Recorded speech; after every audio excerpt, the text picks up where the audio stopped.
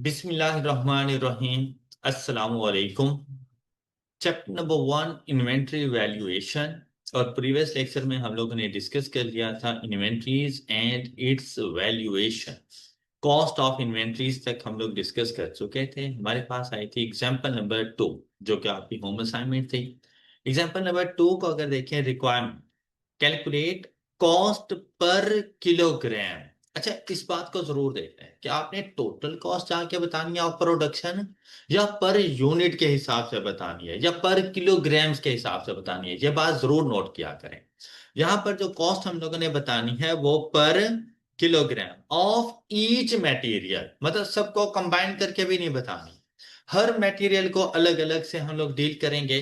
If the freight is apportioned on the basis of invoice price, मतलब जो charges हैं, free charges, carriage cost, अगर हम उनको अपोर्शन करें कि हर किसी के हिस्से में कितना कितना आता है, वो अकॉर्डिंग टू उनकी इनवॉइस वैल्यू है। अच्छा, मैं आपको एक छोटी सी एग्जांपल देता हूं। सपोज करें चार दोस्तों ने यहां से एक लोकेशन से दूसरी लोकेशन तक जाना था, तो उन्होंने ना एक गाड़ी रेंट पर ले ली।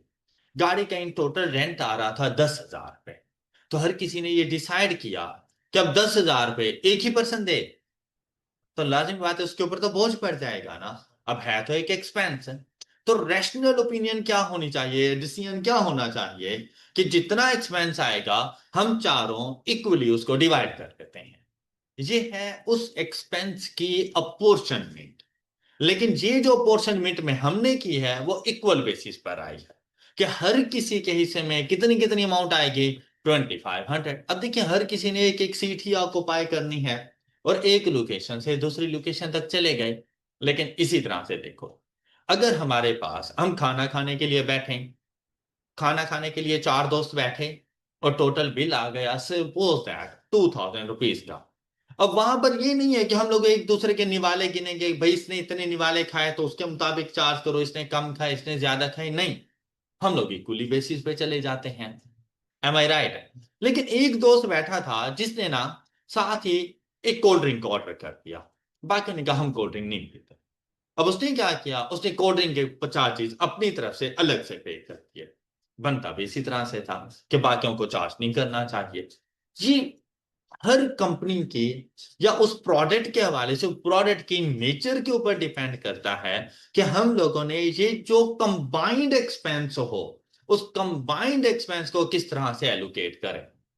आप लोग हॉस्टल में रहते हो तो आप लोग अक्सर देखो, आप लोग ना एक रूम रेंट पर ले लेते हो, कोई फ्लैट्स वगैरह। अब अगर तीन दोस्त रहते हैं तो आप उस रूम के रेंट को डिवाइड कर देते हो, डिवाइडेड बाय 3। ये उस कंबाइंड एक्सपेंस की अपोर्शनमेंट है। लेकिन आपका खाना पीना अलग अलग होता है। अब एक दोस्त गया खाना खाने के लिए, 500 रुपए का बिल बना, वो आके क्या बाकियों से भी चार्ज करेगा, निकालो भी 500 में से हिस्सा क्योंकि मैं खाना खा के आया हूं? नहीं। अगर किसी का अपना इंडिविजुअल एक्सपेंस है वो उसको खुद ही चार्ज करेगा। लेकिन अगर कोई कंबाइंड एक्सपेंसेस हैं तो वो प्रोपोर्शनेट हो जाएंगे। अब प्रोपोर्शनेट की डिफरेंट डिफरेंट बेसिस होती हैं। अब सपोज एक फ्लैट रेंट पे लिया गया, उसमें ना दो रूम्स हैं, टोटल तीन दोस्त हैं। एक जो दोस्त है उसने कहा भाई मैं तो अकेला अपना रूम लूंगा, और बाकी दो दोस्तों ने एक रूम शेयर कर लिया। उस फ्लैट का टोटल रेंट हमारे पास आ रहा है सीधा 20,000 रुपीज। क्या आपको लगता है कि मैं 20,000 divided by 3 is equal to 6,667 rupees जाके चार्ज करूं ईच दोस्त को? नहीं, सही नहीं है। क्यों? क्योंकि फर्स्ट वाले ने खुद कहा था कि भाई मैं शेयरिंग पे नहीं आऊंगा, मैं अपना अलग से रूम लूंगा। अब हम क्या करेंगे इसके लिए, हम 10,000 रुपीज उसको चार्ज करेंगे और जो रिमेनिंग 10,000 है वो बाकी दो दोस्त आपस में प्रोपोर्शनेट बेसिस पे लेके चलेंगे। है तो कंबाइंड एक्सपेंस, लेकिन अब इक्वली चार्ज नहीं किया। क्यों? क्योंकि फर्स्ट दोस्त ने पूरा पूरा रूम ऑक्युपाई किया हुआ था। इसी तरह से हमारे पास एक्सपेंसेस होंगे कि किसी किस्म का कोई फ्री चार्जेस। अब देखिए, हम लोगों ने ना यहाँ कराची से लाहौर में मटेरियल मंगवाया, हमारे सप्लायर वहां पे थे, हमने उसे कहा कि भाई material A, material B, material C, material D भेज दो। क्या आपको लगता है मैं सेम सेम क्वांटिटी हर किसी की मंगवाऊंगा? नहीं, according to demand, according to need होगा। क्या आपको लगता है फिर हर किसी की वैल्यू भी सेम सेम होगी?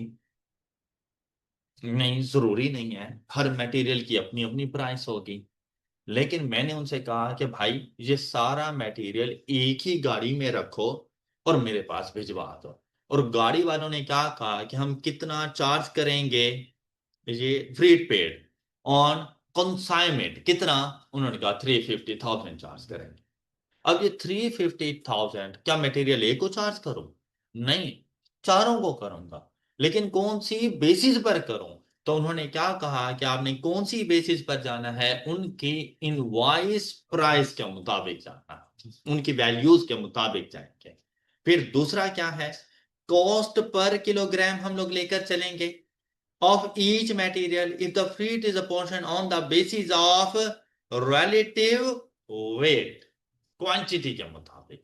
ऊपर प्राइस के मुताबिक, नीचे अकॉर्डिंग टू क्वांटिटी। अच्छा, अब जरा बात करें हम लोग, अगर हम लोग देखें मटेरियल ए, तो मटेरियल ए के लिए अगर आप गौर करें, इनवॉइस प्राइस बता दी गई 500,000। तो ये उसका डायरेक्ट एक्सपेंस है, इनवॉइस प्राइस। मटेरियल बी के लिए 400,000, सी के लिए 300,000 एंड डी के लिए 200,000। रिलेटिव वेट किलोग्राम, तो हम लोगों ने 1500 रुपए, sorry 1500 kilogram of material A मंगवाया। इसी तरह से 2500 kilogram of material B, 2,000 kilograms of material C and 1,000 kilograms of material D। ये जो इनवॉइस प्राइस है ये पर किलोग्राम नहीं है। अगर ऐसा होता तो वो लिखता रेट पर किलोग्राम, वो इनवॉइस वैल्यू ना लिखता। अब मुझे बताएं, जो इनवॉइस बनकर आएगी, क्या वो मटेरियल एक इनवॉइस बनाकर आपको भेजेगा, ये लो भाई 1 किलोग्राम के इतने पैसे हैं? या इनवॉइस फुल अमाउंट की बनती है, फुल अमाउंट की? तो मतलब वहां वो मेंशन कर रहा है कि 1500 किलोग्राम इन टोटल आपको कितने का मिला, 500,000 का। 2500 kilogram of material B, in total हमें कितने का मिला, 400 किलोग्राम का। बात क्लियर? अच्छा, फिर एक तो आ गए फ्रेट चार्जेस 350, ये हैं उनकी अपनी अपनी कॉस्ट, ये तो शामिल होगी और ये एज इट इज होगी जैसे उसने दी। प्रॉब्लम आ गया 350 का, कि इस 350 को हम लोगों ने किस तरह से डील करना है। 350 के लिए पहली चीज क्या आई कि हम लोगों ने इसको अपॉर्चनमेंट करनी है on the basis of invoice price. लेकिन साथ में वो क्या कह रहा है, ऑफ विच 20% शैल बी, तो जो रिफंडेबल है क्या उसको कॉस्ट ऑफ इन्वेंट्री का पार्ट बनना चाहिए? नहीं, उसको नहीं बनना चाहिए। तो 20% कितना बनेगा, 70,000। तो ये तो सबके लिए होगा ना। तो बेसिकली जो आपने एलोकेट करना है वो 350 को नहीं करना। 350 में से इसका 20% लेस कर दो, तो रिमेनिंग अमाउंट हमारे पास कितनी बच जाएगी, 280,000। अब हम लोग जाकर ना 280,000 को एलोकेट करेंगे, लेकिन किस तरह से करेंगे? अब उसके लिए देखो इनवॉइस प्राइस, क्या हर किसी की इनवॉइस प्राइस गिवन है? अब आप क्या करो, इन तमाम की इनवॉइस प्राइसेस का सम करो। इन तमाम की इनवॉइस प्राइसेस का मतलब जिसके मुताबिक एलोकेशन करनी हो, अपॉर्चनमेंट करनी हो, आपने उन तमाम का सम कर लेना है। तो सम किया तो टोटल इनवॉइस हमारे पास कितनी आ गई, 1400। जिस अमाउंट को अपॉर्चनमेंट करनी हो वो अमाउंट डिवाइडेड बाय जिसकी बेसिस पर अपॉर्चनमेंट करनी हो उनका टोटल।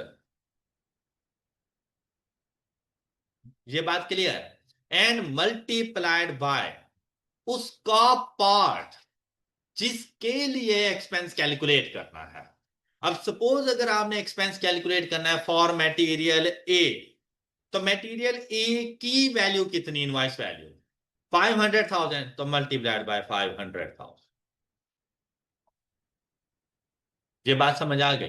तो हमारे पास ये मटेरियल ए के लिए हमारे पास फ्रीट कितना आ जाएगा जी, 100। इसी तरह से जब मटेरियल बी के लिए करने लगेंगे तो इसको हम लोग मल्टीप्लाई कर देंगे 400,000 के साथ, तो वैल्यू आपके पास क्या आ जाएगी? 80,000।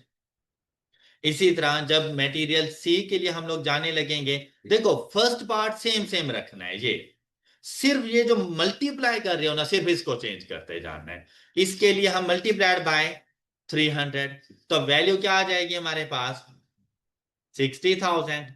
And for the material D multiplied by 200,000, तो वैल्यू क्या आ जाएगी? टोटल फ्री चार्जेस कितने थे आपके पास? तो जैसे ही तमाम मटेरियल्स को ये फ्री चार्जेस आप अपोर्शनमेंट करोगे, हर किसी को एलोकेट कर दोगे, तो ये आपके टोटल के इक्वल बन जाएगा। ये बात समझ आ गई सबको? तो फिर मटेरियल ए की टोटल वैल्यू कितनी हो गई? 600,000। मटेरियल बी की टोटल वैल्यू कितनी हो गई? 480,000। इसमें इनवॉइस प्राइस ऐड हो जाएगी। 300 plus 60 for material C and 200 plus 40 240 for material D. अच्छा, उसने आपसे मटेरियल की टोटल वैल्यू नहीं पूछी, उसने आपसे कॉस्ट पर किलोग्राम। अब हम क्या करेंगे? 600 को डिवाइड कर देंगे मटेरियल ए की क्वांटिटी 1500 के साथ, तो 600 डिवाइडेड बाय 1500, तो वैल्यू क्या आ गई हमारे पास जी? 400 पर kilogram.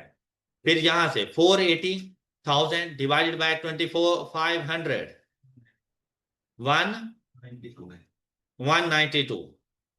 360,000 divided by 2000 240,000 divided by 1000। ये आपके पास आंसर बन गया अकॉर्डिंग टू फर्स्ट मेथड। बात क्लियर हो गई? अच्छा, इसी तरह से क्वांटिटी के मुताबिक चले जाएंगे तो सिर्फ फर्क किस चीज का आ जाएगा? करना तो अपोर्शनमेंट 280 की है, लेकिन अब क्वांटिटी को ऐड करो। 1500 plus 2500 plus 2000 plus 1000 is equal to 7000 divided by and multiplied by product A के लिए 1500, प्रोडक्ट बी के लिए 2500, प्रोडक्ट सी के लिए 2000 और डी के लिए 1। तो हर किसी के फ्री चार्जेस आपके पास आ जाएंगे, इनवॉइस प्राइस में ऐड होंगे और डिवाइडेड बाय क्वांटिटी, तो पर किलोग्राम आपके पास कॉस्ट आ जाएगी। और ये आ गए इसके रिजल्ट्स। आई होप कि आपको ये बातें समझ आ गई हैं। ये इन दोनों का सम है। This value divided by quantity, तो कॉस्ट पर किलोग्राम आ गया। बात क्लियर? अच्छा, आपको रेशो में जाने की कोई जरूरत नहीं है, ये खुद को उलझाने की जरूरत नहीं। मतलब हम लोगों ने फुल अमाउंट के साथ कर दिया था, इट्स गुड, आप फुल के साथ चले जाओ। लेकिन अब फुल अमाउंट क्योंकि वैल्यूज नंबर ऑफ जीरो ज्यादा हैं, टाइम बार बार लगेगा, तो वो क्या करते हैं, कॉमन जीरो को कैंसिल कर दो, number of common zeros eliminate कर दो। तो अब अगर आप इसको देखो, जैसे भी आपस में ये डिवाइड होते हैं ना, तो कॉमन जीरो आपस में एक दूसरे की खुद ही एलिमिनेट कर देते हैं।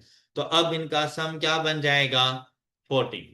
तो जहां पर हमने किया था ना 280 divide by 1400,000 and multiplied bye 5, वहां पर आप कर दो 280,000 divided by 14 and multiplied bye 5।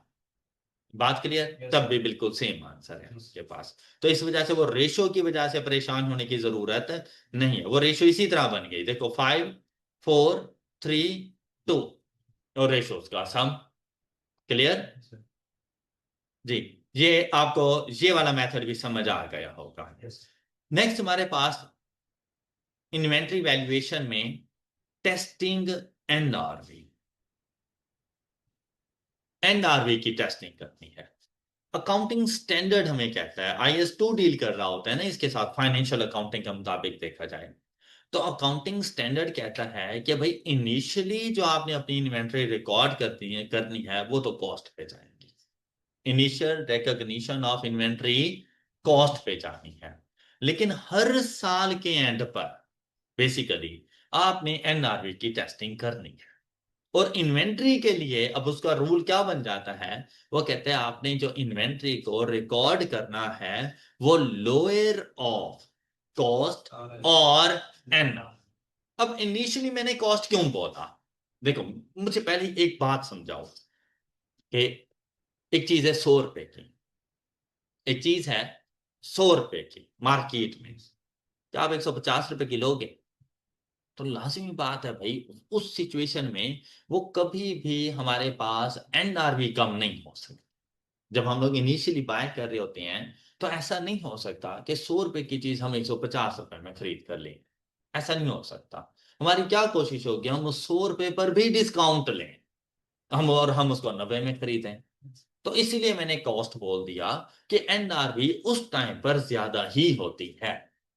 Alright, तो रिकॉर्डिंग किस चीज के ऊपर होनी चाहिए, लोअर ऑफ कॉस्ट और, तो इनिशियल पोजीशन में at the time of purchase cost he lower होती है। आप कभी भी ऐसा नहीं करोगे कि कोई 100 रुपए की चीज 150 रुपए में खरीद कर ले आओ, ऐसा नहीं करोगे। इसीलिए बेसिक रूल क्या है कि inventory is recorded at lower of cost और एन, बेसिकली प्रूडेंस का कॉन्सेप्ट जो आप लोगों ने फाइनेंशियल अकाउंटिंग में पढ़ा हुआ है, प्रूडेंस का कॉन्सेप्ट वो इसके ऊपर अप्लाई हो जाता है। तो जब हम बात करते हैं ना नॉन करंट एसेट्स की, तो नॉन करंट एसेट तो डेप्रिशिएट हो जाते हैं, तो वो अपने आप को उस वैल्यू के इक्वल ले आते हैं जो मार्केट में होती है, अप्रोक्सीमेट इक्वल टू होती है, एक एस्टिमेट होता है ना। तो उसके मुताबिक तकरीबन प्रूडेंस कॉन्सेप्ट क्या कहता था कि एसेट को ओवरस्टेट ना करो। अब नॉन करंट एसेट को डेप्रिशिएट करने के पीछे जो रीजन थी वो प्रूडेंस कॉन्सेप्ट ही था कि अगर सपोज हमने एक एसिड परचेज किया हुआ 1 लाख रुपए का, क्या 1 साल के बाद वो 1 लाख रुपए का रहेगा? इसीलिए तो उसकी वैल्यू को डिक्रीज करते थे, लेकिन वो जो डिक्रीज इन वैल्यू आता था उसका नाम क्या बन जाता था, डेप्रिसिएशन एक्सपेंस। फिर हम लोग यही प्रूडेंस कॉन्सेप्ट हमें बैड एंड डाउटफुल डेट की तरफ लेकर चला गया। तो रिसीवेबल्स के ऊपर हम लोगों ने कहा कि हमें लगता है कि कुछ अमाउंट शायद हमें रिकवर ना हो, जैसे ही हमने शायद की बात की उसने कहा डालो डाउटफुल डेट को, प्रूडेंस कॉन्सेप्ट। तो जब हम यहां पर आए तो अब इन्वेंट्री ने डेप्रिशिएट तो होना नहीं है, इन्वेंट्री के ऊपर कोई डाउटफुल डेट का कॉन्सेप्ट भी नहीं है।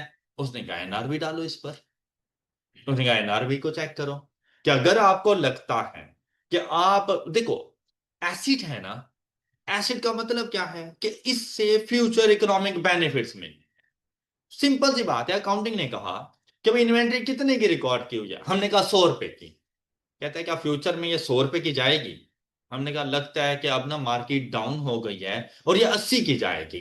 तो उसने कहा फ्यूचर में ये तुम्हें बेनिफिट कितने के देने वाली है? हमने कहा 80 के। कहते हैं 100 रुपए की क्यों रिकॉर्ड की हुई है, 80 रुपए पर लेकर आओ, जितने का तुम्हें फ्यूचर इकोनॉमिक बेनिफिट मिल रहा है। गॉट इट, उसने डिक्रीज करवा दिया। लेकिन एक और इन्वेंट्री पड़ी हुई थी, उसने कहा ये कितने की है? हमने कहा ये भी 100 रुपए की है। कहता है फ्यूचर में कितने की जाएगी? हमने कहा ये 125 रुपए की चली जाएगी। उसने कोई बात नहीं की, उसने कहा ठीक है 100 रुपए पर रहने दो। उसने अब ये नहीं कहा कि 125 रुपए पर लेकर जाओ, क्यों? फिर तो एसिड ओवरस्टेट हो जाता। जबकि उसके रूल प्रूडेंस क्या कह रहा था, वो ओवरस्टेट नहीं करना, अंडरस्टेट है तो इट्स गुड, इसको रहने दो एज इट इज, है ना ऐसा। तो एन उसने कहा है कि भाई हर साल के एंड पर आपने एनआरवी के, जैसे आप हर साल के एंड पर अपने एसिड को अप्रिशिएट करते थे, हर साल के एंड पर अपने आए रिसीवेबल्स के ऊपर डाउटफुल डेट कैलकुलेट करते थे, हर साल के एंड पर आपने एनआरवी की टेस्टिंग भी करनी है। Got it? अच्छा अब देखो, जब अब बात की हम लोगों ने कि भाई एनआरवी की टेस्टिंग, उसने कहा है कि दो चीजें मैच करना। कौन कौन सी? At the end of the accounting period cost और एनआरवी को, इन दोनों में से जो लोअर हो उसके ऊपर जाके इन्वेंट्री रिकॉर्ड कर देना। एम आई राइट? हमने कहा हमें कॉस्ट का तो पता है, पता है हमें कॉस्ट का, कल ही तो पढ़ी थी। तो इन्वेंट्री की कॉस्ट क्या होगी? हमने कहा एनआरवी हमारे लिए न्यू है, हमें जरा एनआरवी के बारे में बताओ। तो एनआरवी नेट रियलाइजेबल वैल्यू, उसने कहा आपने इसको कैलकुलेट करना हो तो तीन चीजें देखो। एनआरवी को कैलकुलेट करने के लिए तीन चीजें। अब क्योंकि इस एनआरवी होती है फ्यूचर के आउटफ्लोज, इनफ्लोज, फ्यूचर के बेनिफिट्स, तो उसके लिए उसने कहा कि अब क्योंकि ये फ्यूचर की वैल्यूज हैं तो एस्टिमेटेड वैल्यूज हैं। एनआरवी बेसिकली एक एस्टिमेटेड वैल्यू होती है। क्या आप, वो कहता है कि आप देखो सबसे पहले कि ये इन्वेंट्री आइटम फ्यूचर में आप कितने में सेल करोगे, तो मतलब estimated selling price, estimated selling price. फिर उसने पूछा कि जब आप सेल करोगे तो क्या सारे का सारा पैसा तुम्हारे पास रहेगा या इसको सेल करने की भी कोई कॉस्ट है। बहुत सी ऐसी चीजें, बहुत सी ऐसी इन्वेंट्री आइटम्स होती हैं जिनको सेल करने के लिए हमें सेल्समैन को कमीशन पे करने पड़ते हैं। हमने कहा नहीं भाई, हम 2% अपने सेल्समैन को कमीशन भी पे करते हैं। हमने कहा भाई सारे पैसे तो तुम्हें नहीं मिलेंगे ना, तो माइनस कर दो estimated cost of disposal, minus कर दो एस्टिमेटेड कॉस्ट ऑफ डिस्पोजल। फिर उसने पूछा ये इन्वेंट्री आइटम जिस सूरत में तुम्हारे पास पड़े हैं क्या ऐसे ही सेल करोगे या इनको कन्वर्ट करोगे, मतलब कोई न्यू प्रोडक्ट बनाओगे या इसमें कोई मजीद चेंजेस लेकर आओगे। हमने कहा नहीं, हम लोग लेकर आएंगे, अभी इसमें मजीद चेंजेस आएंगी फिर जाके सेल करेंगे। तो उसने कहा है कि फिर उस चेंजेस के आने पर भी तो तुम्हारी कॉस्ट लगेगी, तो कॉस्ट है तो वो भी माइनस करो। किस में से, एस्टिमेटेड सेलिंग प्राइस में से। क्या चीजें माइनस करनी है, दो चीजें, estimated cost to sell, cost of disposal, और या and estimated cost to complete, estimated cost to come. अब कुछ इन्वेंट्री आइटम ऐसे हैं जिनको कंप्लीट करने की जरूरत नहीं, तो भाई वो वैल्यू नहीं लिखोगे। कुछ ऐसे होंगे जिसमें कॉस्ट ऑफ सेल नहीं होता, तो लिखने की जरूरत नहीं है, लेकिन एस्टिमेटेड सेलिंग प्राइस हर हाल में होगी। तो एनआरवी को कैसे कैलकुलेट करोगे आप लोग। एनआरवी को कैलकुलेट करने के लिए आप लोगों ने क्या कुछ करना है, estimated selling price minus estimated cost to sell and minus estimated cost to complete. ये जो रिजल्ट आएगा ये क्या कहलाएगा, एनआरवी। अब अगर आपके पास एनआरवी है कॉस्ट से ज्यादा, क्या रिपीट करो मेरी बात, तो डू नथिंग, तो कुछ भी करने की जरूरत नहीं है। लेकिन अगर एनआरवी कॉस्ट से कम है तो अपनी इन्वेंट्री को रिड्यूस कर दो और उसको लेकर आ जाओ उसकी एनआरवी पर, और जितनी अमाउंट से रिड्यूस करोगे वो कहलाएगा एनआरवी लॉस। वो क्या कहलाएगा, एनआरवी लॉस।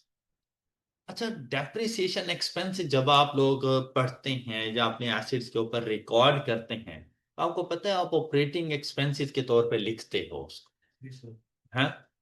आज तक जितनी फाइनेंशियल स्टेटमेंट्स बनाए, हम मैनेजमेंट अकाउंटिंग पढ़ रहे हैं तो फाइनेंशियल अकाउंटिंग कुछ हद तक पढ़ चुके हो, कभी ऑपरेटिंग एक्सपेंसेस में अपना एनआरवी लॉस देखा है। एनआरवी लॉस प्रॉफिट और लॉस अकाउंट में एज एन एक्सपेंस नहीं जाता, बेसिकली जाता है लेकिन नजर नहीं आ रहा होता। क्यों, क्योंकि ये जो इन्वेंट्री है आपको पता है कॉस्ट ऑफ गुड्स सोल्ड के लिए यूज हो रही होती है, तो जैसे ही आप इन्वेंट्री वैल्यू कम करते हो cost of goods sold automatically increase हो जाती है, तो वो ऑटोमेटिकली एडजस्ट हो जाता है। आपको अलग से इसको एडजस्ट करने की जरूरत, प्रॉफिट और लॉस में जाता है लेकिन एज ऑपरेटिंग एक्सपेंसेस नहीं जाता, as cost of goods sold जाता है। लेकिन वहां पर भी रिकॉर्ड इस तरह से नहीं होता कि हम लिखे एनआरवी लॉस, नहीं, हम जैसे ही 100 रुपए की इन्वेंट्री को 80 रुपए का रिकॉर्ड करेंगे तो आपको पता है क्लोजिंग इन्वेंट्री के कम हो जाने से cost of goods sold increase कर जाती है, तो ऑटोमेटिकली इंक्रीज कर जाएगी। बात क्लियर हो गई। अच्छा फिर देखो, the cost of inventories is ordinarily lower than the net realisable value. मतलब नॉर्मल सिचुएशन यही होती है कि जो कॉस्ट होती है ना वो कम होती है, तो हम लोग उसको कॉस्ट पे ही रिकॉर्ड करते हैं। Therefore, the inventories we carried at their cost, however, the cost may exceed the net realizable value in the following cases। अब कुछ उसने सिचुएशन बताए। अच्छा, ये आपका ना एक थ्योरेटिकल इंपॉर्टेंट क्वेश्चन है। आपके जो मैनेजमेंट अकाउंटिंग का पेपर है उसमें जहां पर आपसे एक न्यूमेरिकल क्वेश्चन पूछेगा ना, सपोज एनआरवी से रिलेटेड या इन्वेंट्री से रिलेटेड कोई न्यूमेरिकल क्वेश्चन पूछ दिया, उसमें एनआरवी लॉस है, तो आपसे ये सिचुएशन पूछ सकता है, या आपसे वो पूछ सकता है कि हाउ टू कैलकुलेट एनआरवी, तो आपने वो फार्मूला लिख कर देना होगा। तो आपने सिर्फ न्यूमेरिकल ही पर ही नहीं, आपने इसके जो इंपॉर्टेंट थ्योरेटिकल क्वेश्चन हैं आपने वो भी तैयार करने। तो कब ऐसी सिचुएशंस हैं जब एनआरवी कॉस्ट से कम हो जाए, या इसको वो कह देगा ऐसी कौन सी सिचुएशंस हैं जब कॉस्ट ऑफ इन्वेंट्री एक्सीड कर जाए एनआरवी। Got it? तो मतलब दोनों का सॉल्यूशन सेम ही है, तो उससे ये नहीं परेशान हो जाना, एक ही बात कर रहा है। कॉस्ट एनआरवी से एक्सीड हो जाए या एनआरवी कॉस्ट से डिक्रीज हो जाए, ऐसी कौन सी सिचुएशन है।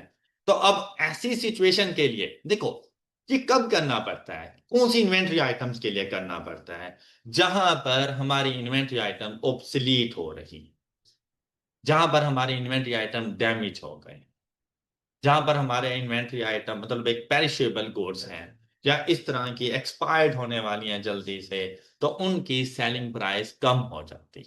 सपोज एक गुड आइटम है, कॉस्ट ऑफ इन्वेंट्री है 100 रुपए का, कॉस्ट ऑफ इन्वेंट्री 100 रुपए का, नॉर्मल सेलिंग प्राइस है उसकी 125, हम 25% का उसके ऊपर प्रॉफिट रखते हैं। नॉर्मल सेलिंग प्राइस कितनी है? 125। अच्छा भला बिजनेस चल रहा था, वेयर हाउस में गए, एक यूनिट टूट गया। अच्छा वैसे समझ लें कि पड़ा ही एक ही यूनिट था, अगर वो गुड कंडीशन में होता तो फ्यूचर में कितने में सेल होता? 125। तो मैं उसको 100 रुपए पर ही दिखाऊं। हमने देखा वो डैमेज हो गया। अब डैमेज हो गया है तो डिफरेंट सिचुएशन होती हैं कंपनीज के पास। एक सिचुएशन तो ये होती है कि भाई इस डैमेज को रिपेयर करवाओ, रिपेयर के एक्सपेंस करो और फिर इसको जाकर सेल कर दो इसकी नॉर्मल सेलिंग प्राइस। दूसरा क्या होता है कि एज इट इज इसको सेल कर। अच्छा एज इट इज इसको सेल करने के लिए निकले, अब कुछ डैमेज है, गुड कंडीशन में होता तो 125 में जाता, अब क्योंकि डैमेज है मैंने वो डैमेज आइटम आपके सामने रखा। आपने देखा कि जैसे आप लोग देखे कोई ब्रांडेड सूट परचेज करें ना, तो आपको मिलेगा सपोज 15,000 रुपए का, लेकिन आप उसकी फैक्ट्री आउटलेट पे चले जाए ना, तो वहां पर ना थोड़े से डैमेज आइटम होते हैं, कुछ ना कुछ उसमें डैमेज जरूर मौजूद होता है, तो वो उसकी प्राइस ना 5,000 कर देते हैं, वो प्राइसेस कम हो जाती हैं।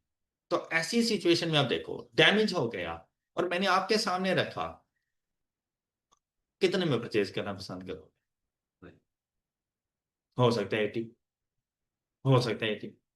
अब अगर बात सुनो मेरी, अगर वो सेल नहीं होता और रिपेयर भी नहीं हो सकता, मेरा 125 का लॉस, 125 का नहीं तो बेसिकली 100 का लॉस है मेरा, मेरा 100 का लॉस है। एम आई राइट? लेकिन अगर मैं उसको 80 रुपए में सेल कर दूं, अब मेरा लॉस कितना है? तो एक समझदार बंदा क्या करेगा? बेच देगा। वो कहेगा ठीक है 80 आ रहा है, वो कहेगा निकालो 80, ये लो ले जाओ। Got it? तो उसकी एनआरवी 80 है, उसकी एनआरवी क्या है? 80। अच्छा फिर एक दूसरी सिचुएशन थी कि हम उसको ना रिपेयर करें, रिपेयर करने के ऊपर उसके ऊपर जो कॉस्ट आ रही है ना वो 30 रुपए की आ रही है, रिपेयर करने की कॉस्ट आ रही है 30 रुपए की, फिर ये अपनी नॉर्मल सेलिंग प्राइस पे सेल हो जाएगा। नॉर्मल सेलिंग प्राइस कितनी थी? 125। और अब एनआरवी की कैलकुलेशन कर रहे हैं, कॉस्ट कितनी है? 100। कॉस्ट कितनी है?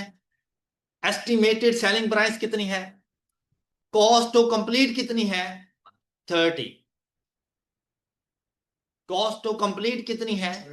30। कंप्लीट करने की, डैमेज को रिपेयर करने की कॉस्ट वो 30। तो 125 में से 30 माइनस करो, वैल्यू 95। तो उस इन्वेंट्री की एनआरवी क्या बन गई? 95। किस पे रिकॉर्ड करूं? 95 पे जाके रिकॉर्ड करूं। तो आप मुझे बताओ, मैं बगैर डैमेज के रिपेयर किए जाके सेल कर दूं, या उस डैमेज को रिपेयर करवा के सेल करूं? रिपेयर करवा के सेल करूंगा मैं, क्योंकि जब मैं रिपेयर करवा के सेल कर रहा हूं मुझे 5 रुपए का लॉस है। जब रिपेयर नहीं करवा के सेल करता मुझे 20 रुपए का लॉस है। तो कौन सा ऑप्शन अवेल करूंगा? रिपेयर करवा के। तो ये डिसीजन मेकिंग आपने करनी है इन्वेंट्री की वैल्यूएशन। तो ये फाइनेंशियल अकाउंटिंग नहीं है, ये मैनेजमेंट अकाउंटिंग है। तो मैनेजमेंट अकाउंटिंग में ऐसे इश्यूज आएंगे। बात क्लियर होगी सब बच्चों को? फिर सुनो, तो हम लोगों ने बतानी है कंडीशन, ऐसी सिचुएशन जहां पर हम लोग कह रहे हैं कि कॉस्ट एक्सीड हो जाए किससे? ऐसी सिचुएशन कौन सी है? सबसे पहली सिचुएशन, इन्वेंट्री डैमेज हो गई है। सबसे पहली सिचुएशन कौन सी है? इन्वेंट्री डैमेज हो गई है। ऑलराइट। अच्छा, दूसरा, मुझे ये बताओ, एनआरवी को कैलकुलेट करने के लिए हमने अभी क्या फार्मूला बनाया था? Estimated sale price, ESP, minus estimated cost to sell, ECS, minus estimated cost to complete, ECC. Alright. अच्छा, अब देखो, कॉस्ट का एक्सीड होना मतलब एनआरवी का कम होना। अब तीन सिचुएशन आपको यहीं से मिल जाती हैं। तीन सिचुएशन आपको यहीं से मिल जाते हैं। क्या? अगर एस्टिमेटेड सेल प्राइस डिक्रीज हो जाए, एनआरवी डिक्रीज नहीं हो जाए, क्या ख्याल है? अगर आपके पास estimated cost of sale increase हो जाए, तब भी एनआरवी डिक्रीज हो जाएंगे। या estimated cost to complete increase हो जाए, तब भी एनआरवी डिक्रीज हो जाएगी। मेरी बात समझ आई है? तीन सिचुएशन ये, और चौथी डैमेज गुड्स, ऑब्सोलीट गुड्स। चौथी सिचुएशन ये बता दो। चार सिचुएशन आ गई हैं आपके पास, थ्योरी क्वेश्चन तैयार हो गए हैं। कोई इशू? देखो क्या लिखा है, इन्वेंट्रीज हैव बिकम होली और पार्शली ऑब्सोलीट। यहां पर क्या था? डैमेज। फिर थर्ड सिचुएशन, मतलब दो सिचुएशन ये हो गई, तीन ये, टोटल 5 सिचुएशन लिख सकते हो। देखो, अगर आगे देखो, selling price of inventories have, तो यही बात तो मैंने की है कि अगर इन्वेंट्रीज की सेलिंग प्राइस डिक्लाइन हो जाए। फिर देखो, एस्टिमेटेड कॉस्ट ऑफ कंप्लीशन, या अब दो अलग पॉइंट बना के इसको लिख लेना, एस्टिमेटेड कॉस्ट ऑफ कंप्लीशन और estimated cost to be incur to make the sale, मतलब cost of sale have increased, तो भी आपकी एनआरवी डिक्रीज हो जाएगी। बात क्लियर हो गई? तो आई होप कि ये थ्योरी क्वेश्चन आप इजीली हैंडल कर लोगे। Next one is, in such cases, मतलब इनमें से अगर कोई भी केस होता है, मतलब ये बेसिकली होती है इंडिकेशन, क्या जाओ और इन्वेंट्री को चेक करो कि कहीं वो उसकी एनआरवी कम तो नहीं हो गई। अच्छा, ये देखो, मेरी कॉस्ट ऑफ इन्वेंट्री है 100 रुपए, नॉर्मल सेलिंग प्राइस है 125 रुपए।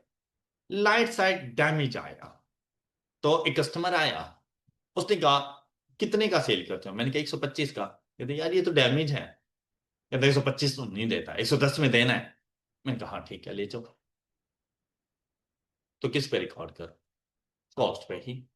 मतलब ये जरूरी नहीं है कि जब भी डैमेज होगा हमेशा वो एनआरबी पर रिकॉर्ड होगा, ये जरूरी नहीं है।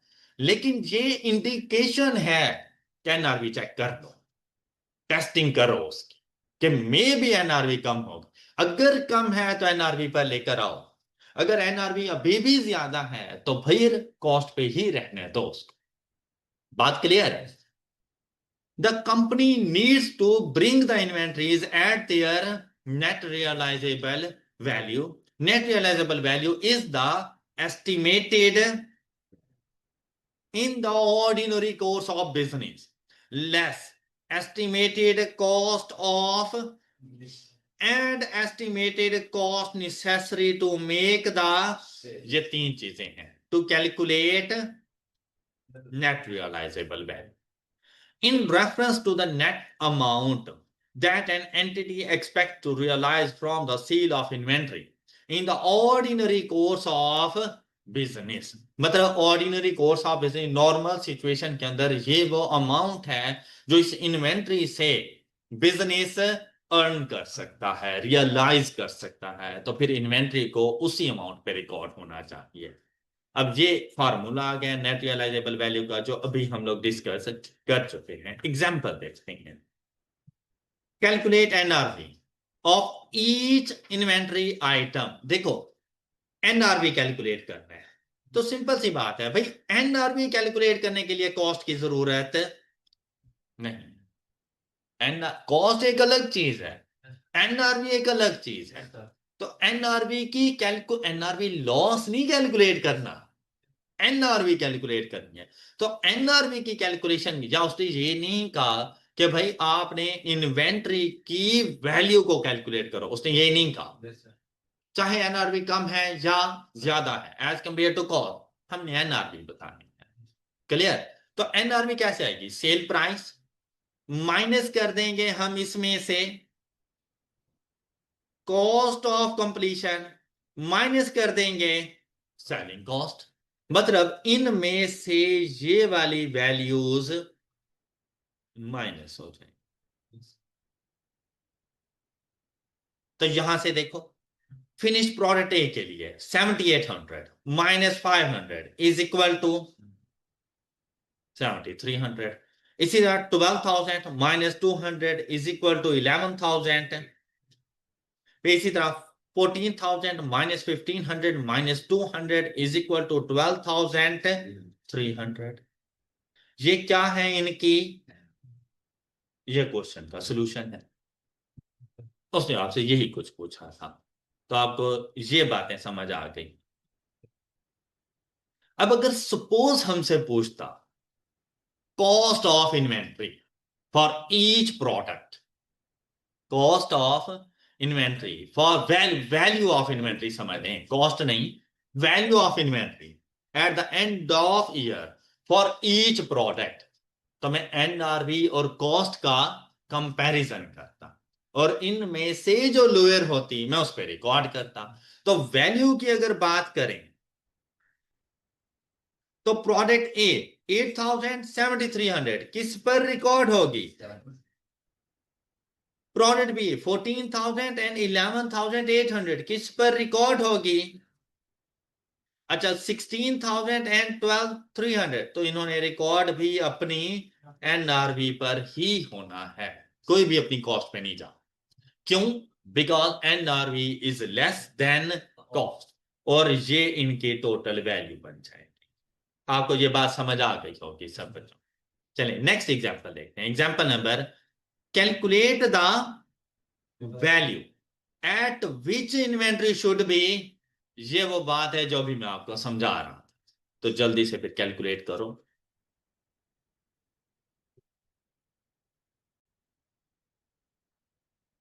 अब इस क्वेश्चन के अंदर अगर आप लोग देखें तो आपके पास एक तो रॉ मटेरियल इन्वेंट्री है, दूसरा वर्क इन प्रोसेस है, और तीसरा फिनिश्ड गुड्स है। अब तीन किस्म की इन्वेंट्रीज हैं, लेकिन जो फिनिश्ड गुड्स हैं वो भी दो तरह की हैं। हम लोगों ने जो एनआरवी की टेस्टिंग करनी होती है ना, वो आइटम बाय आइटम बेसिस होती है।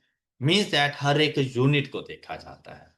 एक जो मेरे पास एक प्रोडक्ट है, उसके 100 यूनिट्स हैं, 100 यूनिट्स हैं, उनमें से 20 डैमेज हैं। मैं एनआरवी की कैलकुलेशन फॉर 100 यूनिट्स नहीं करूंगा, मैं उन 20 को अलग कर लूंगा जो डैमेज हैं, वो अपनी एनआरवी पर आ जाएंगे। लेकिन जो रिमेनिंग 80 हैं इन गुड कंडीशन, उनकी एनआरवी ज्यादा होगी, क्योंकि उनकी तो एस्टिमेटेड सेलिंग प्राइस ज्यादा होगी, वो अपनी कॉस्ट पे ही रहेंगे। ऑलराइट, तो इस बात का ख्याल रखना है कि आप कभी भी इन्वेंट्री आइटम्स को इकट्ठा करके एनआरवी नहीं कैलकुलेट करोगे, आप आइटम बाय आइटम बेसिस चलते हैं। It means that good inventory अलग कर लो, डैमेज इन्वेंट्री अलग कर लो, डैमेज इन्वेंट्री की एनआरवी अलग से देखो, गुड इन्वेंट्री के लिए अलग से ट्रीटमेंट। फिर मोस्टली केसेस ये होती है कि जो गुड इन्वेंट्री होती है वो अपनी कॉस्ट पे रहती है, और जो डैमेज इन्वेंट्री होती है वो अपनी एनआरवी पर चली जाती है। अब सबसे पहला काम क्या करना था कि आपने इसमें से एनआरवी कैलकुलेट करनी थी हर इन्वेंट्री के लिए। अच्छा, अब अगर इधर थोड़ा सा गौर करें तो उसने finished goods in good condition, उसकी सेलिंग प्राइस ही नहीं दी। अब इसका ये, ओह सॉरी, अच्छा, कॉस्ट टू सेल से ये फिर उलट हो गया ना, ये तो गलत हो गया फिर।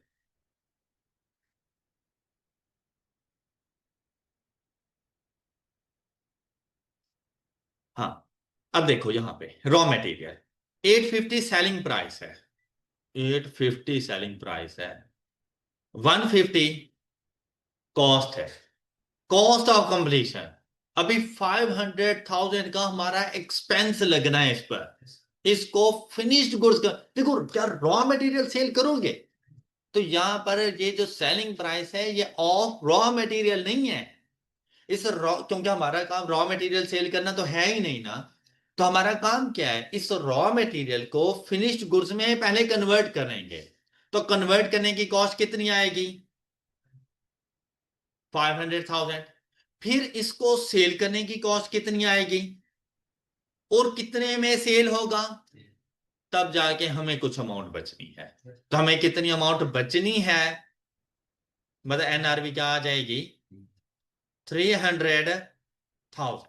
इसकी कॉस्ट कितनी है, तो कौन सी वैल्यू पर रिकॉर्ड होगा, 150 पर ही रिकॉर्ड। बात क्लियर हो गई। अच्छा, फिर वर्क इन प्रोसेस 450 अभी मतलब चल रहा है, जो काम चल रहा है उसके ऊपर 450 का एक्सपेंस आ चुका है। मजीद इसके ऊपर कितना एक्सपेंस आना है, 250 का। फिर ये कंप्लीट होगा और जाकर इस पर 50,000 का हम कॉस्ट टू सेल इनकर्ड करेंगे। तो ये टोटल कितने में सेल हो जाएगा, मतलब हमारा जो फिनिश्ड प्रोडक्ट है वो 850 का ही जा रहा है, लेकिन 50,000 का था उसका कॉस्ट टू सेल आएगा, वो लेस कर देंगे, मतलब हमें 800 बचता है। लेकिन अभी भी हम इसके ऊपर 250 का मजीद एक्सपेंस इनकर्ड करेंगे, और फिर इसकी कॉस्ट देखें 450। तो फिर वैल्यू क्या आ गई हमारे पास यहां से, ये 300 850 में से लेस हुआ, क्या वैल्यू, 550। तो किस वैल्यू पे रिकॉर्ड करें, 450 पर।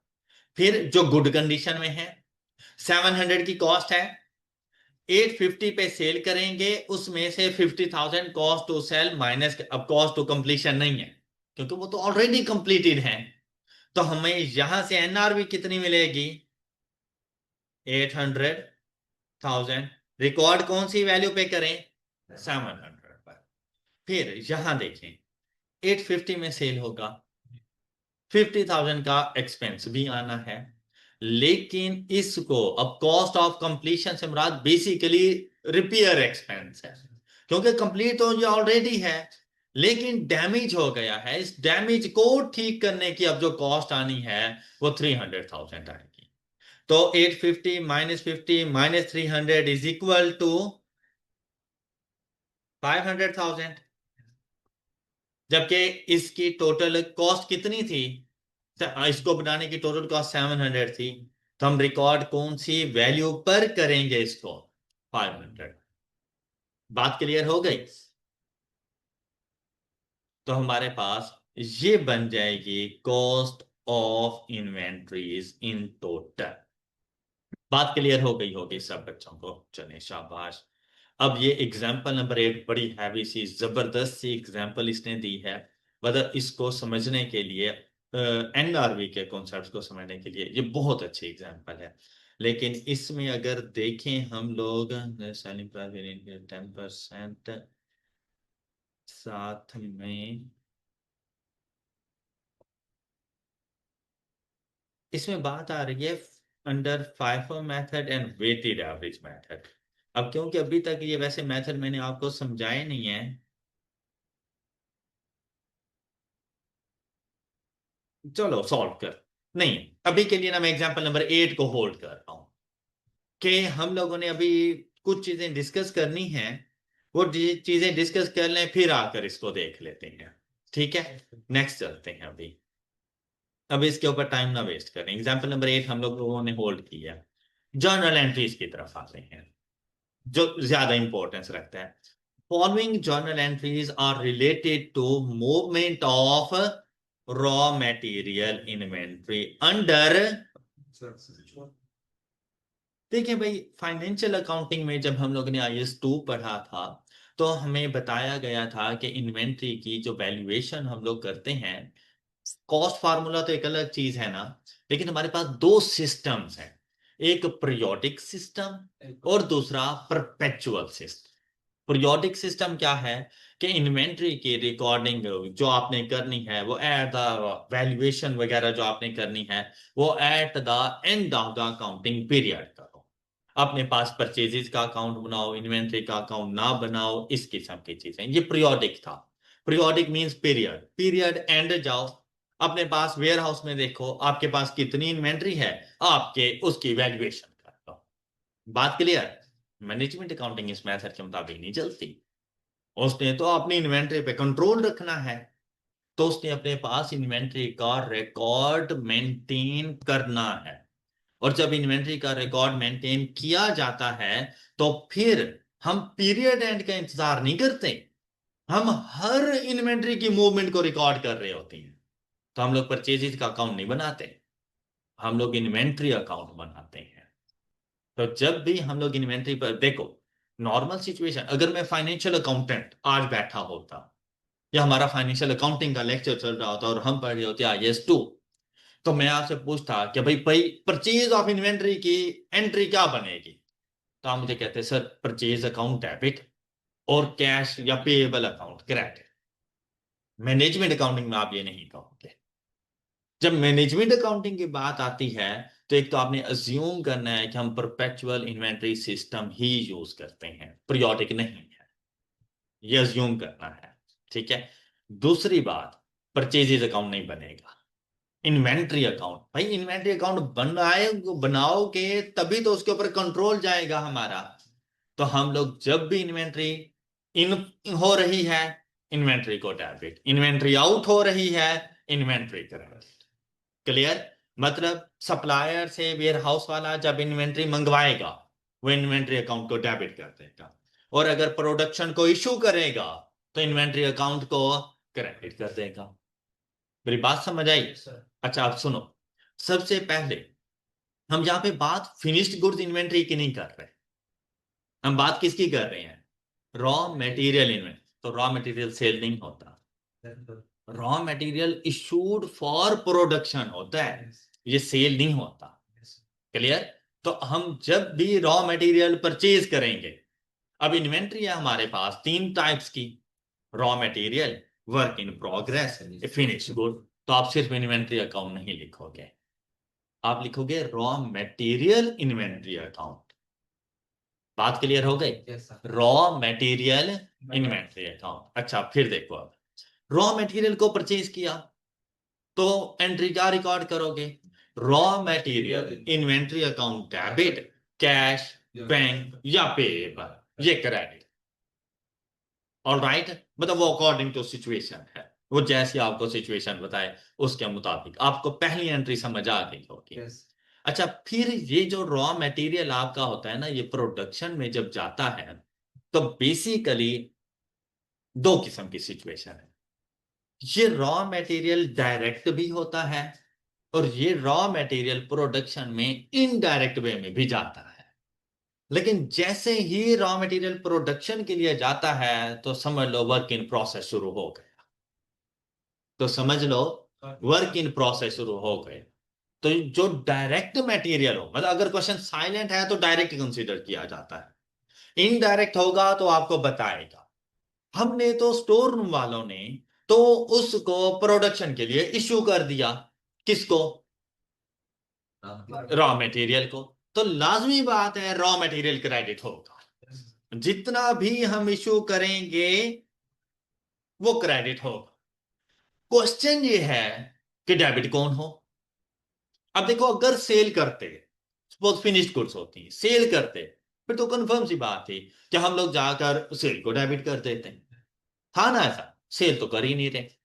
प्रोडक्शन के लिए हम लोगों ने इसको इशू किया।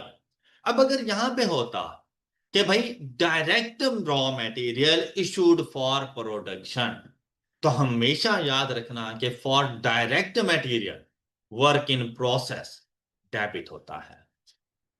For direct material work in process debit होता है। जबकि फॉर इनडायरेक्ट मटेरियल अगर कहे तो आपने प्रोडक्शन ओवरहेड, जिसे फैक्ट्री ओवरहेड भी कहा जाता है, फैक्ट्री ओवरहेड अकाउंट को डेबिट करना है। मतलब रॉ मटेरियल दो तरह का, डायरेक्ट और डायरेक्ट मटेरियल जाएगा वर्क इन प्रोसेस अकाउंट में, इनडायरेक्ट मटेरियल जाएगा फैक्ट्री ओवरहेड अकाउंट में। बात क्लियर हो गई? तो वो अकॉर्डिंग टू सिचुएशन है।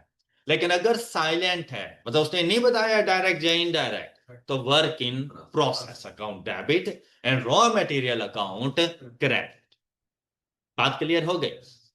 फिर देखो, रिटर्न टू वेंडर।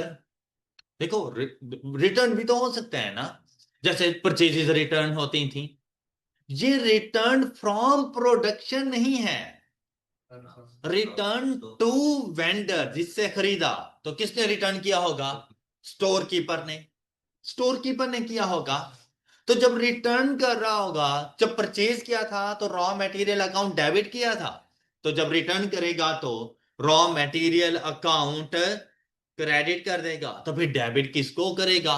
जिसको उस टाइम पे क्रेडिट किया था। तो उस टाइम पर क्रेडिट किसको किया था? तो अब पेएबल को ही डेबिट करते हैं। मतलब कैश बैंक या payable debit and raw material account credit. All done. Next देखो, when raw material is return from production, तो भाई प्रोडक्शन वाले भी तो हमें वापस कर सकते हैं। वो क्यों वापस करेंगे? जब ज्यादा माल चला जाए, रॉ मटेरियल एक्सेस अमाउंट में चला जाए, उनके पास रखने की जगह नहीं है, उन्होंने वापसी भेज दिया। अब जब वापसी हमारे पास, जब हमने इशू किया था तो हमने रॉ मटेरियल को क्रेडिट किया। अब जब हमारे पास वापस आ गया तो हमारे पास रॉ मटेरियल इंक्रीज डेबिट हो जाएगा। अब ये देखा जाएगा कि ये रॉ मटेरियल वापसी भेजा किसने है। अगर है क्वेश्चन साइड, फिर तो वर्क इन प्रोसेस ने क्रेडिट हो।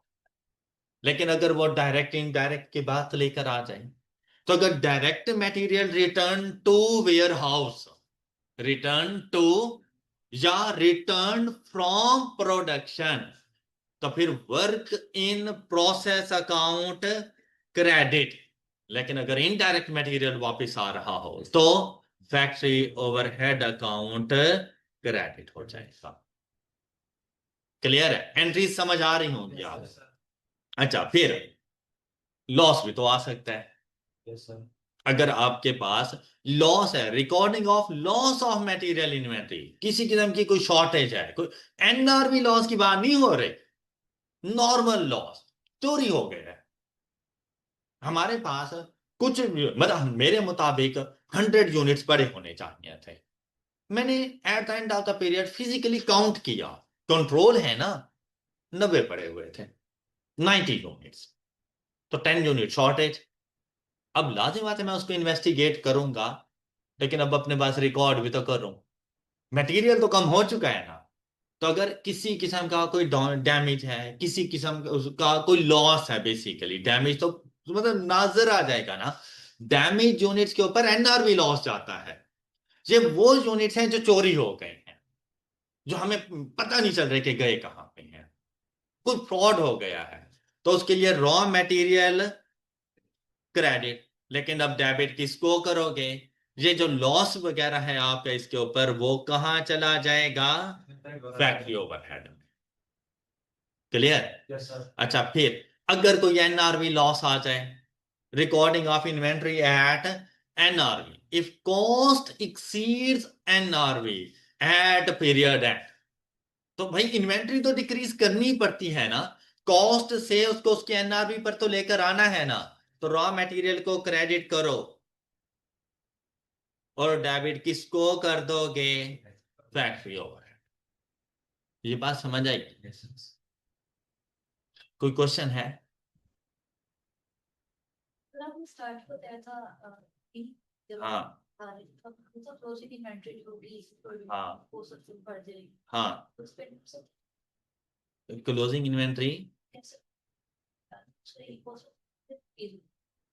सही है, वो मैं कर देता हूं। इसके अलावा कोई क्वेश्चन है? उस टाइम पर जो मैंने बात की थी ना एनआरवी लॉस की, वो मैं NRV loss on finished goods की बात कर रहा था, NRV loss on raw material की बात नहीं कर रहा था। मेरी बात पिक किया आपने? तो अगर NRV loss on raw material है तो रॉ मटेरियल कम हो गया, तो इसकी वजह से आपका प्रोडक्शन ओवरहेड जो है ना, फैक्ट्री ओवरहेड, वो इंक्रीज कर जाएगा। रॉ मटेरियल का ताल्लुक कॉस्ट ऑफ गुड्स सोल्ड से नहीं है, कॉस्ट ऑफ गुड्स सोल्ड से ताल्लुक फिनिश्ड गुड्स का होता है, क्योंकि सेल तो फिनिश्ड गुड्स हो रही है ना। तो कॉस्ट ऑफ गुड्स सोल्ड से ताल्लुक किस चीज का है, फिनिश्ड गुड्स का। जबकि प्रोडक्शन से ताल्लुक फिनिश्ड गुड्स का नहीं होता, रॉ मटेरियल और वर्क इन प्रोसेस का होता है। मेरी बात समझ आई? तो रॉ मटेरियल के ऊपर अगर कोई लॉस है, ये आपकी प्रोडक्शन कॉस्ट का हिस्सा बनता है। रॉ मटेरियल के ऊपर कोई एनआरवी लॉस है, वो आपकी प्रोडक्शन कॉस्ट का हिस्सा बनता है, इसीलिए तो प्रोडक्शन कॉस्ट को डेबिट किया है हमने, वो आपकी प्रोडक्शन कॉस्ट का हिस्सा बन जाएगा। लेकिन अगर फिनिश्ड गुड्स के ऊपर कोई लॉस है, वो आपकी कॉस्ट ऑफ गुड्स सोल्ड का हिस्सा बनता है। मेरी बात समझ आई है? अब देखें, कॉस्ट ऑफ गुड्स सोल्ड को हम लोग कैसे डिटरमिन करते हैं। हम लोग कहते थे opening stock plus purchases less closing stock is equal to, अच्छा हम अज्यूम कर रहे हैं कि जैसे मेरे पास ओपनिंग स्टॉक रखा हुआ था 50 का, ड्यूरिंग द पीरियड 130 की मैंने परचेजेस कर ली, और मेरे पास क्लोजिंग स्टॉक मेरे पास रखा हुआ है 80 का, और ये लेस हो जाता है। तो आप जरा देखो मेरे पास कॉस्ट ऑफ सेल क्या बन रही है, ये मतलब नॉर्मल सिचुएशन ये थी। लेकिन स्टैंडर्ड आया, उसने कहा क्लोजिंग स्टॉक कितना है, मैंने कहा 80 का है। कहते हैं एनआरबी टेस्ट किया है, मैंने कहा नहीं। वो गया और उसने एनआरबी टेस्ट किया, तो वहां से पता चला कि भाई इस 80 वाले जो क्लोजिंग स्टॉक है उसकी बेसिकली जो एनआरबी है वो तो 70 है। वो वापसी आया, उसने कहा तुमने 80 का क्यों रिकॉर्ड किया हुआ है, तुम्हारा क्लोजिंग स्टॉक कौन सी वैल्यू पर होना चाहिए, 70। उसने कहा 10 का तुम्हारा लॉस है, 10 का तुम्हारा लॉस है। तो मैंने जाकर ये देखो इसको फिर 70 कर दिया। अब जरा मुझे बताना कॉस्ट ऑफ सेल अब क्या आएगी, cost of sale automatically increase हो नहीं गई इन्वेंट्री के कम करने। अब देखो मैंने कहीं लॉस तो लिखा ही नहीं है, लेकिन देखो जितने का लॉस था कॉस्ट ऑफ सेल उतने से इंक्रीज कर गई ऑटोमेटिकली, जैसे ही हम अपनी क्लोजिंग इन्वेंट्री लिखते हैं। क्लियर हो गई बात? एंट्रीज क्लियर है सब बच्चों को? चले शाबाश। आपके रॉ मटेरियल के ऊपर अगर किसी किस्म का कोई लॉस आता है, वो आपके फैक्ट्री ओवरहेड्स का पार्ट बन जाता है, चाहे वो चोरी हो, चाहे वो एनआरवी लॉस हो। क्लियर हो गई बात? नेक्स्ट वन, ये एग्जांपल नंबर 9 है, और बेसिकली ये एग्जांपल ऊपर वाली ही है। नहीं, ये एग्जांपल यहां पर ना उन्होंने बेसिकली आपको एंट्रीज तो दे दी हैं, लेकिन डेटा वैसा नहीं प्रोवाइड किया। वर्क इन एग्जांपल नंबर 3 जाके जरा चेक करते हैं। रॉ मटेरियल एग्जांपल नंबर 3 नहीं है।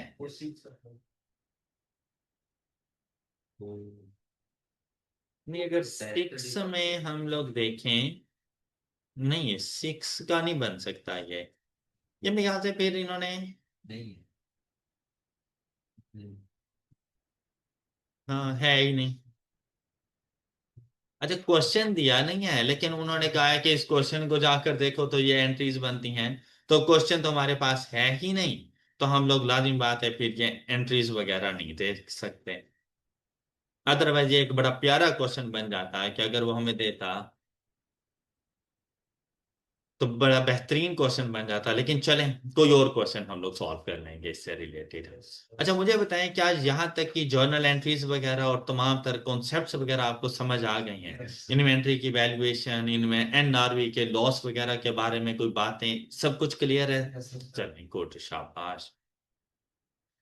अच्छा, इसके बाद हमारा ना बड़ा एक इम्पोर्टेंट सा टॉपिक आता है which is known as manufacturing account. क्या? Manufacturing account. ये देखो, फाइनेंशियल अकाउंटेंट्स का ये काम नहीं हो, मैन्युफैक्चरिंग अकाउंट बनाना। हाँ, फाइनेंशियल स्टेटमेंट्स बनाना फाइनेंशियल अकाउंटेंट्स का काम है। अब फाइनेंशियल स्टेटमेंट्स बनाने के लिए, मतलब statement of comprehensive income, financial accountant को क्या चीज चाहिए? रेवेन्यू। वो खुद कैलकुलेट करें, इसका मैनेजमेंट अकाउंटिंग से कोई रोल नहीं है। ठीक है, उनका काम तो प्रोडक्शन से है ना, उनका काम गुड्स को सेल करने से नहीं है। तो रेवेन्यू अपना खुद कैलकुलेट करेंगे, कंपनी ने कितना रेवेन्यू इनकर्ड किया। लेकिन उसके बाद बात आ जाती है, रेवेन्यू में से माइनस किया जाता है किस चीज को? Cost of goods sold. अच्छा, cost of goods sold normal situation में अगर हम बात करें तो कॉस्ट ऑफ गुड्स सोल्ड कैसे फाइंड होती है? Opening stock plus purchases less closing stock. ये उस सूरत में है जब ट्रेडिंग बिजनेस हो। क्या? जब जब ट्रेडिंग बिजनेस हो। हमारे पास कौन सा बिजनेस है? तो मैन्युफैक्चरिंग है, तो हम तो परचेज रॉ मटेरियल करेंगे। तो क्या परचेजेज में रॉ मटेरियल के परचेजेज लिखूं? नहीं। जो ओपनिंग स्टॉक की बात करते हैं ना कॉस्ट ऑफ गुड्स सोल्ड में, तो हम लोग रॉ मटेरियल का ओपनिंग स्टॉक नहीं लिखते। हम लोग कौन सा ओपनिंग स्टॉक लिखते हैं? Finished goods. Closing stock of finished goods. तो फिनिश्ड गुड्स तो हम लोग परचेज ही नहीं कर रहे। फिनिश्ड गुड्स तो हम लोग खुद बना रहे हैं, तो परचेजेस नहीं आएगा। तो वहां पर फिर क्या आएगा? Cost of goods manufactured. तो कॉस्ट ऑफ गुड्स सोल्ड का फार्मूला क्या बन जाएगा हमारे पास? Opening finished goods plus cost of goods manufactured during the period minus closing finished goods is equal to cost of goods sold. तो financial accountant को क्या पता भाई कितने की प्रोडक्शन कॉस्ट आई है, कितने नंबर ऑफ यूनिट्स बनाए हैं, और हमारी total cost of goods manufactured कितनी आई है। तो ये फाइनेंशियल अकाउंटेंट को आइडिया नहीं। उसको कौन बताएगा? कैसे बताएगा? मैनेजमेंट अकाउंटिंग ये रिपोर्ट बना कर देगा। उसने जाकर मैन्युफैक्चरिंग अकाउंट बनाना है, और ये मैन्युफैक्चरिंग अकाउंट बताता है about cost of goods manufactured के बारे में। ऑलराइट। तो अब देखो, कॉस्ट ऑफ गुड्स मैन्यू क्यों बनाई जा रही है, ये पर्पस समझ आ गया होगा। सबको क्लियर है ना ये पर्पस? इसीलिए बनाई जा रही है कि हम स्टेटमेंट ऑफ कॉम्प्रिहेंसिव इनकम बना सकें, और उसमें हमारे पास आती है कॉस्ट ऑफ गुड्स। ये आएगी तभी तो हम लोग जाके cost of goods sold find कर सकेंगे। क्लियर? और जब cost of goods sold find होगी तो ग्रॉस प्रॉफिट, उसमें से हमारे एक्सपेंसेस लेस हो जाएंगे, admin expenses, selling expenses, distribution cost, ये माइनस हो जाएगी और हम पहुंच जाएंगे नेट। तो मसला इसका आ गया। इसके लिए हम लोग मैन्युफैक्चरिंग अकाउंट बनाए। अब मैन्युफैक्चरिंग अकाउंट जब आप लोग बनाओ, मुझे बताओ, प्रोडक्शन करने जा रहे हैं, सबसे पहले किस चीज की जरूरत है प्रोडक्शन के लिए? तो भाई देखो ना, आपने during the period raw material use कितना किया? During the period raw material consumed. अब रॉ मटेरियल कंज्यूम्ड कैसे आता है? इसका ये हर किस मतलब नहीं कि जितना रॉ मटेरियल परचेज किया उतना ही कंज्यूम किया। नहीं, इसका ये हर किस मतलब नहीं है। देखो, अगर सपोज आपके अब्बू जी आपको पॉकेट मनी देते हैं आज के लिए 500 रुपए, और शाम को 300 रुपये आपके पास बच जाते हैं, तो क्या हम ये अज्यूम करें कि आज के दिन में आपने 500 रुपया खर्च कर दिया? कितना किया? 200। ऐसे ही है ना? क्यों? क्योंकि अभी क्लोजिंग में मौजूद थे आपके पास 300 रुपए। एम आई राइट? रॉ मटेरियल के साथ भी यही केस है कि आपने जब रॉ मटेरियल कंज्यूम्ड देखना है ना, तो आप सबसे पहले देखो ओपनिंग रॉ मटेरियल। भाई स्टार्ट में हमारे पास कितना था? सबसे पहले देखो ओपनिंग रॉ मटेरियल, उसमें ऐड करो रॉ मटेरियल परचेज्ड। सबसे पहले रॉ मटेरियल पे फोकस। तीन चीजें उठानी है, कौन कौन सी? ओपनिंग रॉ मटेरियल, ऐड कर दो रॉ मटेरियल मटेरियल परचेज, और लेस कर दो जो मटेरियल आपने यूज नहीं किया, तो वो क्लोजिंग में मौजूद नहीं है, तो लेस कर दो क्लोजिंग रॉ मटेरियल। तो जब इस वैल्यू को कैलकुलेट करोगे तो ये वैल्यू क्या कहलाएगी? रॉ मटेरियल कंज्यूम्ड या raw material used in production. कैसे आएगी? कैसे आएगी? Raw material plus purchases less. तो इसने परचेजेज पहले लिख दिया, ओपनिंग बाद में लिख दिया, इससे कोई फर्क नहीं पड़ता। ठीक है? Purchase of raw material plus opening and less, तो वैल्यू क्या आ जाएगी? Cost of material consume. अच्छा, जब ये परचेज ऑफ रॉ मटेरियल देखते हो ना, तो रॉ मटेरियल की कॉस्ट, तो उसमें हमने कहा नहीं था कि purchase price less trade discount plus कर दो import duties, non refundable taxes add कर दो, कैरेज वगैरह, तो भाई वो चीजें इकट्ठी करके परचेजेस लिखनी है। क्लियर है? मतलब उसकी वैल्यू को सही से डिटरमिन करके लिखना है, कौन सी चीजें शामिल होंगी, कौन सी चीजें शामिल नहीं होंगी। आप लोग यहां तक पहुंच, आपने कहा भाई प्रोडक्शन में जितने भी ड्यूरिंग द पीरियड हमने यूनिट्स बनाए, उसमें कॉस्ट ऑफ मटेरियल कंज्यूम्ड कितनी आ गई? This month. उसमें सर ये जो क्लोजिंग रॉ मटेरियल है ये सिर्फ फाइनेंशियल पोजीशन में शो होगा?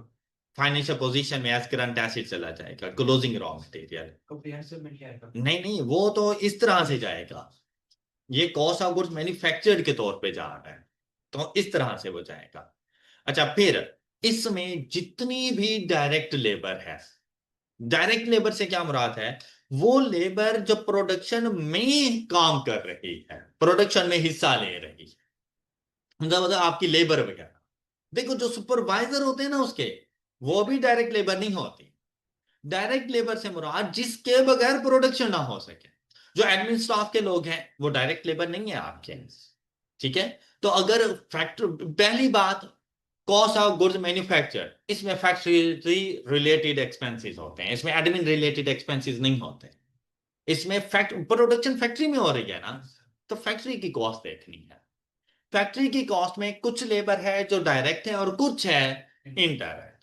डायरेक्ट से मुराद जो प्रोडक्शन कर रहे हैं वो यहां पर आएंगे, उनके सुपरवाइजर, वॉचमैन, बाकी कोई स्टाफ वगैरह, क्लीनिंग का कोई स्टाफ वगैरह, वो सारे इनडायरेक्ट लेबर आएंगे और वो फैक्ट्री ओवरहेड का पार्ट बनते हैं।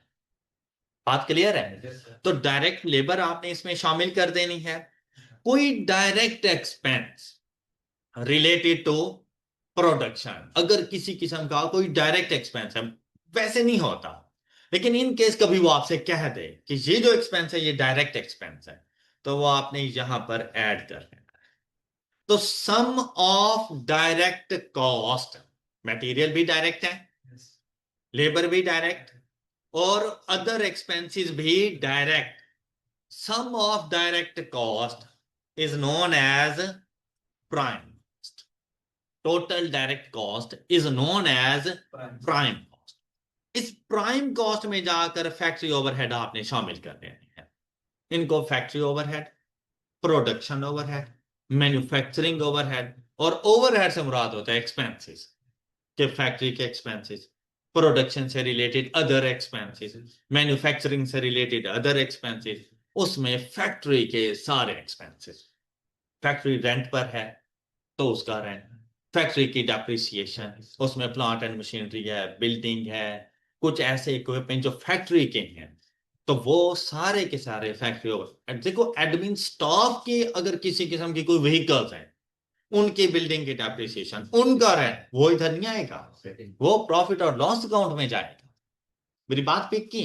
ये फैक्ट्री का रेंट, फैक्ट्री की डेप्रिसिएशन, फैक्ट्री का इलेक्ट्रिसिटी बिल, तो हेड ऑफिस का इलेक्ट्रिसिटी बिल, वो प्रॉफिट और लॉस काउंट हो जाएगा। क्लियर हो गई? वो सारे एक्सपेंसेस आपने ऐड कर देने हैं इन प्राइम कॉस्ट। तो जो रिजल्ट आएगा वो कहलाती है मैन्युफैक्चरिंग कॉस्ट, फैक्ट्री कॉस्ट या प्रोडक्शन कॉस्ट। बात क्लियर? इस प्रोडक्शन कॉस्ट में opening work in process add कर दो और closing work in process less कर दो, तो आपको मिलेगी कॉस्ट ऑफ गुड्स मैन्युफैक्चर्ड। यहां से ये कॉस्ट ऑफ गुड मैन्युफैक्चर्ड उठाओ, कॉस्ट ऑफ गुड सोल्ड में आ जाओ और इसको ऐड कर दो opening stock of finished goods. लेकिन अगर during the period in case किसी किस्म की कोई फिनिश्ड गुड्स की परचेजेज हैं तो वो कॉस्ट ऑफ गुड्स सोल्ड का पार्ट बनेगी। बात के कभी ऐसा होता है मेरे पास प्रोडक्शन कैपेसिटी है per day 1000 number of units की, डिमांड आ गई है 1200 यूनिट्स की। अब मैं उनको इनकार नहीं करूंगा कि भाई नहीं बना के दे सकते। मैं क्या करूंगा, मैं 1000 जो खुद बना सकता हूं मैं खुद बनाऊंगा, 2000 में बाजार से परचेज करके उनको दे दूं। ठीक है, तो जो खुद बनाए हैं वो कॉस्ट ऑफ गुड्स मैन्युफैक्चर्ड के तौर पर आ जाएंगे और जो बाजार से परचेज किए हैं वो परचेज ऑफ फिनिश्ड इन्वेंट्री के तौर, इफ एनी, तो मतलब मोस्टली केसेस में नहीं होती, अगर हो तो यहां पर आ जाएगी। और इसमें से लेस कर देना closing stock of finished good.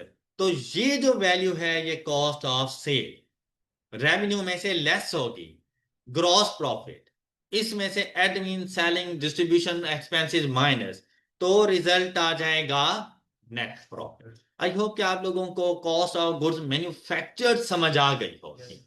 Clear है सबको? तो एग्जांपल नंबर 10 आपकी होम असाइनमेंट है। Example number 10 and example number 11, ये दोनों आप लोगों की होम असाइनमेंट्स हैं। नेक्स्ट लेक्चर में मिलेंगे। अपना बहुत सा ख्याल रखिए। अल्लाह हाफिज।